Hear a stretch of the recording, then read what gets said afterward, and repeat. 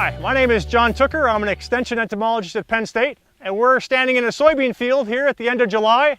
These soybeans are just about to enter the reproductive stage. They've just started to flower. We're going to scout this field and see if we can find any insect pests. One of my goals as an extension entomologist is to try to work with growers to encourage them to use integrated pest management. And integrated pest management is an approach to assessing insect population in the field, looking for economic damage so we can minimize insecticide use. That is, we want to use insecticides only when it makes economic sense. So we'll walk across this soybean field today, seeing what type of insects are causing the damage, see what types of insect populations are out here to assess whether we have economic damage or not. It may be a surprise to some people but most soybean fields in Pennsylvania do not ever achieve economic damage. There are insect pests in there, there are insects causing damage, but the populations never get big enough to actually force the grower to lose money. Oftentimes, insecticides are applied without necessity. They're just being applied because it makes someone feel better, and they're not actually protecting economic yield.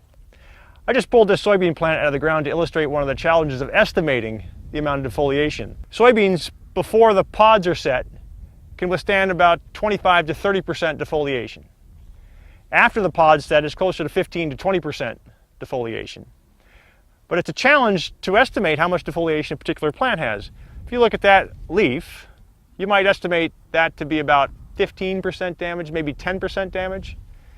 It's a little bit subjective. How much damage you cause that is, of course, up to you. We could probably scan that leaf and figure out exactly how much damage there is there, but we want to do this in the field kind of on the fly. There's a tendency to overestimate the amount of damage on a plant, so I might call that 15% damage is more likely closer to 10. When we're talking about a whole plant defoliation, though, we're not talking about individual leaves, we're talking about how much leaf material has been removed from an entire plant. This plant seems to have a lot of damage. You can see that leaf, this leaf has some holes in it, but I think on balance, the great majority of the leaves have little to no damage. So as you're assessing the whole plant, you have to take all the leaves into consideration. So if I had to ballpark this, I'd call that maybe somewhere between 5 and 10%. Okay? My 5 and 10% might be different than your 5 and 10%, but what you want to do is get a good representation of the amount of damage you're seeing and not just rely on what you're comfortable with, right? Because when we're using IPM, we're not using comfort zones, we're using actual measured loss of yield. And remember, it's not just an individual plant. If this one plant is, say, 50% defoliated, but the rest of the plants in the field look fine, then you have a non-economic concern. It's kind of the average damage across the entire field. So the first species we found here is actually a fairly charismatic species. This is the silver spotted skipper. It's a caterpillar of the silver spotted skipper butterfly. And it's an occasional pest of soybeans. It's kind of a pretty little guy with a bright red head with orange dots on it and this nice striped yellow body. And they're kind of fun, but they rarely cause economic damage. What they will do is they tend to fold leaves. If I can put that down. They tend to fold leaves and then they chew on the leaves, causing obvious chewing damage. So this is damage caused by this guy. You can see perhaps in the camera here that this was folded over. This is kind of a leaf roll. They kind of hide inside the leaf roll, and if you pop that open, the caterpillar will be sitting right there. This individual is pretty large, has to be in one of its last developmental stages, will probably pupate on its way to becoming an adult soon. So that's the velvet bean caterpillar. The velvet bean caterpillar causes this type of damage on leaves, also can feed from the edge, but they're easy to diagnose because they have a very distinctive behavior. When you bother a velvet bean caterpillar, they wiggle like crazy. Of course, they're not going to do it on camera. See can you get that? Wiggle. Ah! Did you see it? Wiggle, man. Oop! See that? Did you get that? That's awesome. So this is the velvet bean caterpillar again, and it causes defoliation, but just like the other caterpillar I mentioned, soybeans can withstand a lot of damage from these guys. So an economic spray wouldn't be necessary until you're at 15% defoliation when you have pods present, or closer to 30% defoliation when the pods aren't present. But they're not that common in most fields, but sometimes you'll see a couple per plant, and that's when you really start to notice their damage. But again, because a soybean plant can withstand so much defoliation, they're rarely an economic concern. Occasionally, but rarely. So another pest species that we're finding out here in the field today is something called soybean aphid. Soybean aphid are awfully small little yellow dots on the underside of leaves. They tend to prefer to colonize the really young leaves, so the foliage at the top of the plant. Then they slowly spread across the plant. Soybean aphids can be awfully damaging if they get to really big populations. In fields like this, though, where we haven't used insecticides, lady beetles and other predatory insects do a great job of holding back soybean aphid populations. For a while in Pennsylvania, we had a 2-year cycle where we had low aphid populations and big aphid populations. The last year we had really big aphid numbers in Pennsylvania was 2009. Since then, the populations have been awfully low and they haven't been an economic concern. So they're certainly here, and growers can be nervous that they're in their fields, but as long as you use IPM and scout and look for the pest, you can determine whether they're a problem for you or not. So everyone's familiar with stink bugs these days because of the brown marmorated stink bug. This happens to be a good stink bug, and a good stink bug is one that's a predator. So this is something called the spined soldier bug, and it's a beneficial insect. It prowls around crop fields, like this soybean field, and eats soft-bodied insects. So you can see this one here has a caterpillar on the end of its beak, on the end of its mouth part, and that caterpillar is pretty much done causing any damage to this soybean field. So one way that integrated pest management is beneficial is we avoid insecticidal sprays unless they're absolutely necessary, because we're trying to maintain populations of these good insects that can kill the pests that are trying to feed upon the field.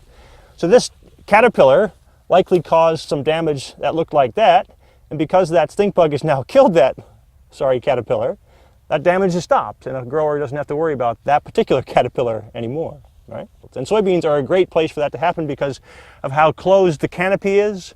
There's a lot of good kind of microenvironments down there for natural enemies to live, and they'll help protect your fields. So here we have Japanese beetle. We have 4 individuals feeding, and this kind of lacy damage is very distinctive of Japanese beetle. Japanese beetles tend to aggregate like this because while they're feeding, an odor is emanated from the plant, and that odor attracts other individuals, and they kind of group together like this. You can see they can mate if they all get together. They can also kind of feed all together. And if you can see other places in this field, we have the very distinctive kind of lacy damage attributable to Japanese beetle. But again, because soybean is so good at tolerating damage, this is a low level of damage. It's not an economic concern. That's called a syrphid fly or a hover fly, and adults are very common floral visitors, but the larvae of that thing are aphid feeders. So I showed you soybean aphid earlier. The maggot of this fly will wander around soybean plants looking for soft-bodied insects to feed upon, and they'll often find aphids, and that would be a wonderful treat for them. Look, we've got a couple of them flying around here. The next pest species that we've run across here in our soybean field is the bean leaf beetle. This is the adult of the bean leaf beetle, and he causes this type of damage, causing little holes in the leaves. It's not quite the same as Japanese beetle damage, which is more lacy type damage, but these little holes, they can add up.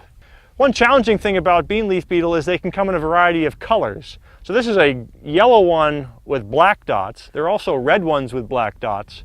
But the key is this little triangle kind of right after their neck. So that neck is what I'd call their thorax. Right behind their thorax is a little V, triangle, black triangle. That is always there, whether it's a red one or a yellow one like this. But it's all bean leaf beetle, and rarely do they cause economic damage this time of year. So again, we're at the end of July. They can cause more of an economic concern in the spring when soybeans are just emerging from the ground and they are attacking the cotyledon stage soybeans. So they have 2 generations a year. But this time of year, it's not a huge concern. The one exception to that would be if they're feeding on the pods. This field, the soybean pods have yet to form, but if you have large populations of bean leaf beetle feeding on pods, and there's a lot of pod damage, then you have an economic problem that would require treatment. But prior to the pod formation, they're just causing this kind of cosmetic leaf damage. It's of no great concern. So one of the more common insect species that we've been able to find here in this soybean field today are grasshoppers. We have adult grasshoppers, we have nymph grasshoppers, and they appear to be fairly common. Grasshoppers like this, though, are rarely economically damaging in Pennsylvania soybeans. They're more problematic in the Great Plains or even on the eastern shore of Maryland and Virginia, or for some reason grasshopper populations can just go wild. But here in central Pennsylvania, they're not that big of a deal.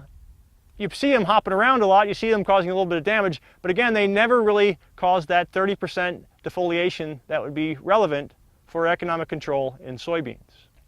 So we've spent a fair amount of time in this soybean field today looking for insect pests. And not surprisingly to me, we haven't found that many. Again, most soybean fields aren't beset by insect problems. Just occasional fields are pretty well infested. So the key to controlling insect pests effectively in this type of field is to getting out there and scouting to see what's out. Seeing what's causing the damage is key to understanding what needs to be controlled. So today we found bean leaf beetle, we found silver spotted skippers, we found Japanese beetles, we found a couple caterpillar species besides the silver spotted skipper, and they're all causing relatively low amounts of damage. The main pest I would be concerned about in this field would be soybean aphid. Soybean aphid populations can grow awfully fast, but if you have a good population of natural enemies, that's going to substantially slow their growth, even stop their growth. So I would recommend not doing anything with this field, that is not applying any insecticides, coming back in 2 weeks, scouting it again, seeing how the pest population looks like, and it's likely that this field would get through all the way to harvest without needing an insecticide application. And again, that seems to be the case for the great majority of soybean fields in Pennsylvania. They're out there growing effectively, and they're not being dogged that much by insect pest populations. All right, well, so thanks for joining us today as I scouted this soybean field. If you have any questions, check the website listed below.